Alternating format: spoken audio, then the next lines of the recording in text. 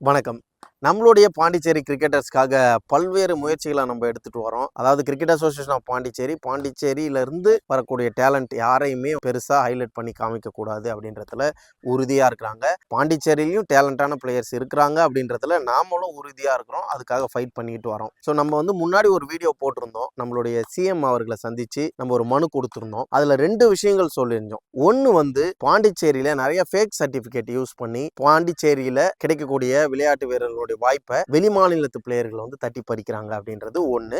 இன்னொன்னு, ரீசெண்டா Pondicherry premier league நடந்தது, உங்க எல்லாருக்குமே தெரியும். அதுல பல்வேறு முறைகேடுகள் நடந்திருப்பதா வந்து நிறைய இன்ஃபர்மேஷன் கேள்விப்பட்டோம். அதாவது வெளியே இருக்கக்கூடிய ஆடியன்ஸ் முதற்கொண்டு அடுத்த ஓவர்ல இவன் 10 ரன்னுக்கு மேல கொடுப்பான், 20 ரன் மேல கொடுப்பான் அப்படின்ற மாதிரியான விஷயங்கள்லாம் பேசினாங்க. அதை வந்து பல்வேறு நபர்கள் நம்ம கிட்ட வந்து சொன்னாங்க, இந்த மாதிரிலாம் இருக்குதுன்னு சொல்லிட்டு. ஸோ அதை பேஸ் பண்ணி நம்ம ஒரு சில டேட்டாஸ் வந்து ரிசர்ச் பண்ணி பார்க்கும்போது மேட்ச்னுடைய டேட்டாஸ் எல்லாம் கொஞ்சம் கலெக்ட் பண்ணி பார்த்தோம். அதுல இந்த மாதிரியான விஷயங்கள் ஏதாவது தெரியுதா அப்படின்னு. அதுல ஒரு விஷயம் நமக்கு வந்து தென்பட்டு இருக்கு. அது என்ன அப்படின்னு பாத்தீங்கன்னா, மாஹே மகேலோ ஸ்ட்ரைக்கர்ஸ் அப்படின்ற டீம், அதுல ஒரு பிளேயர், இது எக்ஸாம்பிள் தான் சொல்றேன், இந்த மாதிரி பல்வேறு விஷயங்கள் நடந்திருக்கலாம். எக்ஸாம்பிளுக்கு அதுல சபே சதா அப்படின்ற ஒரு பிளேயர், ஒரு ஃபாஸ்ட் பவுலர், ஆல்மோஸ்ட் 8 மேட்ச் விளையாடி இருக்காருங்க. அவர் 8 மேட்ச்லயுமே 45 ரன்னுக்கு மேலதான் வந்து ரன்னே கொடுத்துருக்காரு. ஆனாலும் அவரை வந்து வெளியில வைக்கல.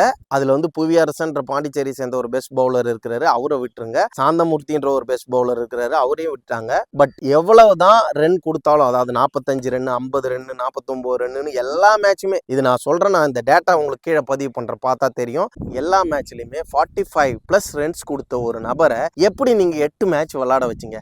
ஈவன் ஃபைனல் கூட, ஃபைனலுக்கு முன்னாடி மேட்ச்லயும் அவர் வந்து 45 ரன்னுக்கு மேலேயே கொடுத்துருக்காரு. அப்ப எப்படி இது? அப்ப இதுல கண்டிப்பா ஏதோ ஒரு தவறு இருக்குது இல்ல? கண்டிப்பா இதை இந்த கவர்மெண்ட் விசாரிக்கணும். இதுக்கு ஒரு தனி குழு அமைச்சிங்கன்னா, இதுல நிறைய கிரிக்கெட் அசோசியேஷன் ஆஃப் பாண்டிச்சேரி சேர்ந்த அபிஷியல்ஸும் இதுல வந்து ஈடுபட்டு இருக்கிறதா நமக்கு தகவல்கள் வந்திருக்கு. ஸோ அதுபடி கவர்மெண்ட் நடவடிக்கை எடுத்து இந்த கமிட்டி அமைச்சாங்கன்னா கண்டிப்பா எல்லாருமே வெளியில வருவாங்க.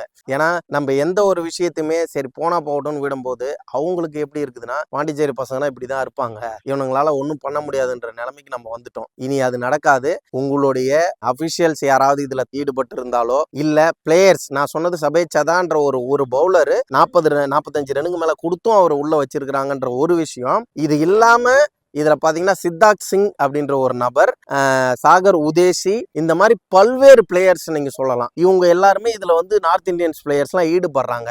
நிறைய கம்ப்ளைண்ட்ஸ் வந்திருக்கு. நம்ம கிட்ட வந்த கம்ப்ளைண்ட்ஸ் நம்ம சொல்றோம். பிளஸ் நம்ம அது உள்ள ஒரு ரிசர்ச் பண்ணி பார்க்கும்போது, ஆமா இப்படியா ஒரு பவுலர் 8 மேட்ச்லயுமே 45 ரன் கொடுக்குறான், அது T20ல எப்படி நீங்க 8 மேட்ச் உள்ள வைப்பீங்க? இந்த டவுட் உங்களுக்கு வருமா வராதா? யாருக்கா இருந்தாலும் கண்டிப்பா வரும். அப்புறம் அங்க இருக்கிறவங்க சொல்றாங்க, நம்ம வந்து ஆடியன்ஸா உட்காந்து பாக்குறோம், பார்க்கும்போதே ஒருத்தன் பக்கத்துல வந்து நார்த் இந்தியன் பேசுறான், இவன் இந்த ஓவர்ல 10 ரன்னுக்கு மேல கொடுப்பான் பாரு, ஏன் பெஸ்ட் பவுலரா எப்படா கொடுப்பானா, கொடுப்பான் பாரு அப்படின்ற விஷயத்த ஒரு ஆடியன்ஸ் வந்து சொல்ற அளவுக்கு நடந்திருக்குது. அதையும் வந்து நம்ம கிட்ட சொன்னாங்க. ஸோ இதெல்லாம் பேஸ் பண்ணி தான் நம்ம இந்த ஒரு வீடியோ கண்டென்ட் ரெடி பண்ணியிருக்கிறோம். பாண்டிச்சேரி பசங்களுக்கான நன்மைகளும் நடக்கும். தொடர்ந்து இணைந்திருப்போம். நன்றி, வணக்கம்.